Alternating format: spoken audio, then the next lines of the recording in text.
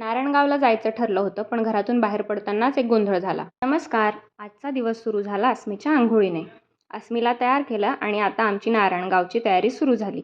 Bag भरून तयार होतीच, पण त्याआधी घरातली काही कामं आवरायची होती. अस्मी इकडे तिच्या कामात बिझी होती. बघा ना, स्वतःच कपडे धुवायला घेतलेत. मी स्वयंपाक करायला घेतला आणि नेमका तेव्हाच सिलेंडर संपला. अस्मीचे बाबा घरी नव्हते, त्यामुळे थोडी धावपळ झाली. पण कसाबसा सिलेंडर बदलला आणि पुन्हा स्वयंपाकाला लागले. आज मेनूमध्ये होती भरली वांगी आणि ज्वारीची भाकरी. थोड्याच वेळात अस्मीचे बाबा आले. आम्ही सगळ्यांनी मिळून जेवण केलं आणि मग मी पटकन भांडी, किचन सगळं आवरून घेतलं. कारण पुढचे 2-3 दिवस आम्ही घरी नसणार होतो. आणि हो, हा ऑइल डिस्पेन्सर मी मिशोवरून मागवला होता. दिसायला छान आहे, पण यातून तेल बाहेर येतंय, त्यामुळे फार काही उपयोग झाला नाही. आता मात्र निघायची वेळ झाली होती. आम्हाला नारायणगावला जायचं होतं, पण आधी अस्मीच्या बाबांचं ऑफिसचं थोडं काम होतं, त्यामुळे आमचा प्रवास थोडा लांबणार होता. ऑटोने आणि मग बसने आम्ही ऑफिसकडे निघालो. बसमध्ये बसताच अस्मीला गाढ झोप लागली.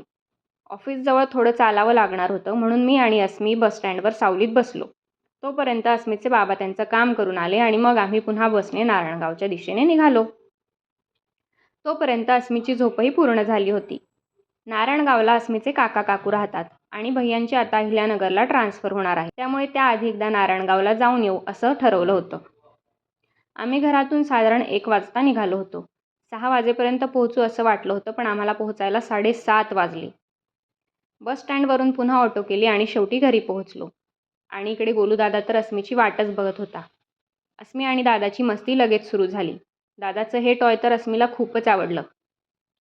झोपायची वेळ झाली होती, पण अस्मीला अजिबात झोप येत नव्हती. ती फिश टँकमधल्या माशांशी गप्पा मारत होती. आणि विशेष म्हणजे गोलूदादाने त्या सगळ्या माशांची नावंही ठेवली आहेत बरं का. कसं तरी अस्मीला झोपवलं आणि अशा प्रकारे आमचा आजचा दिवस संपला. आणि हो, हा आणि यानंतरचे काही ब्लॉग हे जवळपास 2 महिन्यापूर्वींचे आहेत. काही कारणामुळे मला ते एडिट करता आले नाही, त्यामुळे ते आता पोस्ट करते. व्हिडिओ आवडला असेल तर लाईक आणि चॅनलला सबस्क्राईब करायला विसरू नका. पुन्हा भेटू अशाच एका व्हिडिओमध्ये. बाय.